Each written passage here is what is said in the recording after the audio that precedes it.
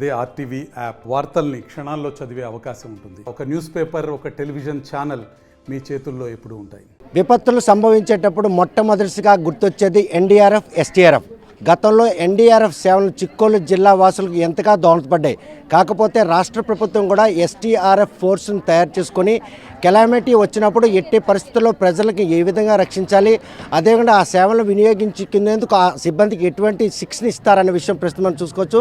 ఏదైతే తుఫాన్ తీరం దాటుతుందనే సంకేతాల నేపథ్యంలో జిల్లా యంత్రాంగం ఎస్టీఆర్ఎఫ్ బృందాలను కూడా రప్పించడం జరిగింది. ప్రస్తుతం కళింగపట్నం పోర్టు వద్ద ఉన్నటువంటి ఈ ఎక్విప్మెంట్ అంతా కూడాను రేపు రాబోయే విపత్తు నుండి ప్రజలను కాపాడేందుకు అవసరమైన బోట్లు కావచ్చు, అదేవిధంగా ఏవైనా కనుక ఈదురు గాళ్ళు కనుక విస్తారంగా వీసి ఎక్కడైనా చెట్లు పడిపోయిన వాటిని కట్ చేయడానికి యంత్రాలు, అదేవిధంగా నీటిలో ఎవరైనా మునిగిపోతే వాటికి సంబంధించి ఇవన్నీ కూడాను సంసిద్ధం చేశారు.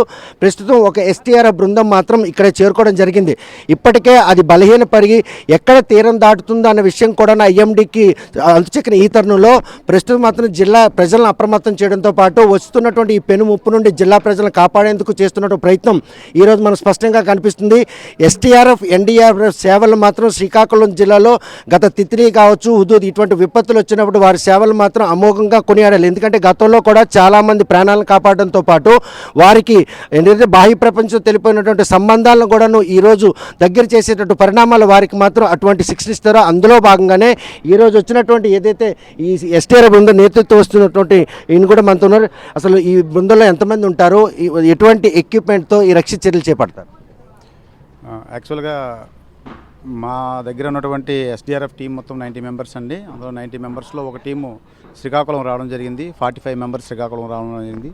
ఈ 45 మెంబర్స్ వచ్చినటువంటి ఎస్డీఆర్ఎఫ్ బృందంలో మన దగ్గర ఉన్నటువంటి ఎక్విప్మెంట్ అంతని ఉపయోగించి డిజాస్టర్ సమయంలో ఏవైతే జరుగుతాయో విపత్తులు మనకి జరిగినటువంటి ఇప్పుడు ప్రజెంట్ ఉన్నటువంటి సిచ్యువేషన్ బట్టి ఈ ఫ్లడ్స్ వచ్చే అవకాశం ఉంది కాబట్టి దానికి సంబంధించిన ఎక్విప్మెంట్ అంతా మేము తీసుకొని రావడం జరిగింది. ఈ సమయంలో సైక్లోన్ ఎఫెక్ట్ ఎక్కువగా ఉన్నట్లయితే చెట్లు గట్ట పడిపోయినట్టు వాటిని క్లియర్ చేయడానికి మన దగ్గర చైన్సా మెషిన్స్ అవైలబుల్గా ఉన్నాయి. అలాగే ఎవరైనా వాటర్లో చిక్కున్నట్లయితే వాళ్ళని రక్షించడం కోసం మన దగ్గర ఐఆర్బీ బోట్ విత్ ఓబిఎం ఉండడం జరిగింది. అలాగే మన దగ్గర ఉన్నటువంటి రెస్క్యూవర్స్ అందరినీ కూడాను వాళ్ళు ఉపయోగించేటటువంటి రెస్క్యూవర్ బోట్స్, రెస్క్యూవర్స్ ట్యూబ్స్ మరియు లైఫ్ జాకెట్స్ అన్నింటినీ ఉపయోగించి వాళ్ళని సేవ్ చేయడానికి మన దగ్గర ఆల్ ఎక్విప్మెంట్ అంతా కూడా మన దగ్గర అవైలబుల్గా ఉంది. ఈ ఎక్విప్మెంట్ని మనం ఉపయోగించుకొని మన ఎనీ ఎమర్జెన్సీ ఇమీడియట్లీ మూవ్ అవ్వాలంటే మనం ఎక్కడైతే ఎఫెక్ట్ ఎక్కువగా ఉన్న ప్లేస్లో అయితే మనం ఉన్నట్లయితే ఇమీడియట్గా మనం వాళ్ళని రక్షించే ఛాన్స్ ఉంటుంది. కాబట్టి ఇక్కడ ప్రమాదం సంభవిస్తే మీకు సమాచారం వచ్చిన ఇంత సేపటికి గమ్యం చేరేందుకు మీ దగ్గర అంత ఫోర్స్ఫుల్గా మూమెంట్ ఉంటుంది. ఎనీ ఎమర్జెన్సీ ఎంత మనం ఇన్స్టెంట్ ఎక్కడైతే జరుగుతుందో దానికి సంబంధించి మనం ఎంత దగ్గరగా ఉంటే అంత అవైలబుల్గా యాజ్ ఎర్లీ యాజ్ పాసిబుల్ మేము మూవ్ అవ్వడం జరుగుతుంది. అందుకే మా ఎస్ఓపి కూడా అలాగే ఉంటుంది. ఎంత వేగంగా మనం రీచ్ అవ్వాలంటే ఏం చేయాలనేది అందరూ మేము సంసిద్ధంగా ఉంటాము. ఎనీ టైం మేము రెడీగా ఉంటామండి. అది ప్రస్తుతం మాత్రం చూస్తే కనుక ఎక్విప్మెంట్లో చాలా వరకు చూస్తే ఇక్కడ తాళ్ళు ఉన్నాయి, అదేవిధంగా ఈ కట్టర్స్ ఇవన్నీ కూడా అంటే ఈదురుగాళ్ళు ఫోర్స్ పెరిగినట్లయితే చెట్లు ఒరిగిపోవడం, ఒకవేళ ఎలక్ట్రిఫికేషన్ ఏమైనా ఇబ్బంది కలిగినటువంటి వాటికి సంబంధించిన రెస్క్యూ ఆపరేషన్కి ఎటువంటి మెటీరియల్ వాడతారు?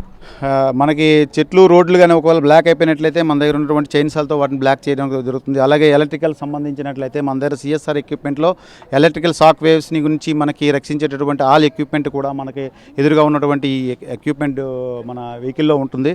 అలాగే వరదల్లో చిక్కున్న వాళ్ళకి రక్షించడం కోసం కూడా వరదల్లో చిక్కున్న ఎవరైతే ఉన్నారో మా రెస్క్యూవర్స్ ఎవరైతే ఉన్నారో ఆ రెస్క్యూవర్స్ అందరూ కూడాను దానికి రక్షించడానికి కావాల్సిన ఎక్విప్మెంట్ అంతా మన దగ్గర అవైలబుల్. పవర్ సప్లైతో పాటు సిగ్నల్ వ్యవస్థ కూడాను కట్ అయిపోయిన పరిస్థితి ఉంటే సిగ్నల్ వ్యవస్థకు సంబంధించినటువంటి అధునాతన సాంకేతిక పరిజ్ఞానం కూడా అందుబాటులో ఉంది. ఎనీ టైం మా దగ్గర ఉన్నటువంటి సిగ్నల్ వ్యవస్థ ఒకవేళ సపోజ్ మనకి అన్ని సెల్ ఫోన్లు ఇదైనా సరే శాటిలైట్ ఫోన్ కూడా మన దగ్గర అవైలబుల్గా ఉంది.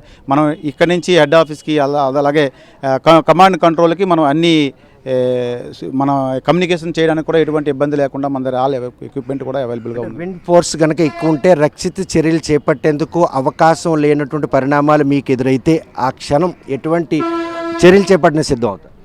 ఇది అండి, మనకి ఏదైనా డిజాస్టర్ వచ్చింది అంటే ఆ డిజాస్టర్స్ ఎట్లా ఓవర్కమ్ చేయాలనేది మా రెస్క్యూవర్స్ అందరూ కూడా ట్రైన్డ్ అయ్యి ఉన్నాయి. మన దగ్గర ఉన్నటువంటి ట్రైన్డ్ పర్సన్స్ అందరూ ఉన్నారు. వాళ్ళ సహాయంతో మన దగ్గర అక్కడ ఉన్నటువంటి డిజాస్టర్ని ఓవర్కమ్ చేయడానికి మనకు అన్ని ఎక్విప్మెంట్ మన దగ్గర అవైలబుల్గా మీ ఉంది. ట్రైనింగు మీ డెడికేషన్తో పాటు క్లైమేట్ కూడా మీకు అనుకూలించాలి. హెవీ రెయిన్ఫాల్ కావచ్చు, లేకపోతే హెవీ విండ్ కావచ్చు, లేకపోతే రోడ్లు కట్ అయిపోవచ్చు, చెట్లు పడిపోవచ్చు. ఇటువంటి పరిణామాలు మీకు కూడా అటువంటి ఒక రిస్కీ మోడ్ ఉందనుకోండి. అటువంటి పరిస్థితుల్లో ఎక్కడైనా కూడా ఇన్సిడెంట్ జరిగింది, ఎలా ముందుకు వెళ్ళడానికి సాహసిస్తారు? ఎనీ రిస్క్ అండి. యాక్చువల్గా అయితే మనకు డిజాస్టర్ అంటేనే రెస్క్యూ.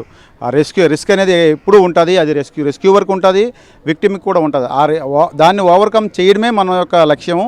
అలాగే మనం ముందుగానే అలర్ట్ అయ్యి 2 days ముందే వచ్చి ఇక్కడ ఉండడానికి కారణం కూడా అదే. ఎందుకంటే మనం ఉన్నటువంటి ఆ రిస్క్ ఏదైతే ఉందో ఆ రిస్క్ని ఓవర్కమ్ చేయడానికే మనం ముందుగానే అన్ని సంసిద్ధం చేసుకొని ఇక్కడ ఉండడం జరిగింది. చూస్తే కనుక తుఫాన్ తీరం దాటే సమయంలో ఈదురుగాలులు బలంగా వీస్తాయి, విస్తారంగా వర్షాలు కురుస్తాయి. ఆ క్షణంలో వచ్చినటువంటి ఆ విపత్తు నుండి ప్రజలను కాపాడేందుకు వారు చేస్తున్న ప్రయత్నంలో ప్రతి ఒక్క అంటే సిగ్నల్ వ్యవస్థ కనుక పూర్తిగా పోయినా కూడా సిగ్నల్ వ్యవస్థను అందుబాటులో తెచ్చుకుని విద్యుత్కి అంతరాయం జరిగితే విద్యుత్ సరఫరా కూడాను, అదేవిధంగా ఎవరైనా నీట మునిగిపోతే వారిని రక్షించేందుకు, అదేవిధంగా చెట్లు కనుక పడిపోతే కట్టలతో కట్ చేసి రోడ్డు క్లియర్ చేయడం, అంటే రెస్క్యూ నిర్వహిస్తున్న క్షణంలో వారికి ఎంత రిస్క్ అయినా కూడా గమ్యం చేరాలి, వారిని కాపాడాలన్నటువంటి ఒక దృక్పథంలో వీళ్ళ శిక్షణ ఇస్తుంది. ఒక టీంకి 19 మంది ఉంటారు. ఈ 19 మంది కూడా ఏదో పిలుపునిచ్చిందే రావడం, అదేవిధంగా ఈ పరిసర ప్రాంతాల్లో ఉన్నటువంటి ఎక్కడైతే ప్రమాదకరమైన లొకేషన్స్ ఉన్నా ఆ లొకేషన్ కూడా ముందుగానే ఐడెంటిఫై చేసుకుంటారు. అంటే వారికి సమాచారం వచ్చిన తర్వాత వీలైనంత త్వరగా అక్కడ చేరి అక్కడ మనుషులు ప్రాణాలను కాపాడడం, అదేవిధంగా రహదారులు క్లియర్ చేయడం, విద్యుత్ సరఫరాను పునరుద్ధరించడంతో పాటు సిగ్నల్ వ్యవస్థను కూడా పునరుద్ధరించే అధునాతన సాంకేతిక పరిజ్ఞానం మా చేతిలో అందుబాటులో ఉంది. వస్తున్నటువంటి పెనుముప్పు నుండి జిల్లా ప్రజలను కాపాడేందుకు జిల్లా యంత్రాంగం పిలుపు మేరకు వచ్చినటువంటి ఎస్టీఆర్ఎఫ్ బృందం మాత్రం ప్రస్తుతం జిల్లాలో అందుబాటులో ఉంది. ఈ అందుబాటులో ఉన్న క్రమంలోనే గతంలో జరిగినటువంటి చేదు అనుభవాల దృష్ట్యా ఎక్కడైతే అంటే నదీ పరివాహక ప్రాంతాల్లో కనుక వరద పోటు వచ్చినట్టయితే గ్రామాలు ముచ్చెత్తే అవకాశం ఉంటుంది.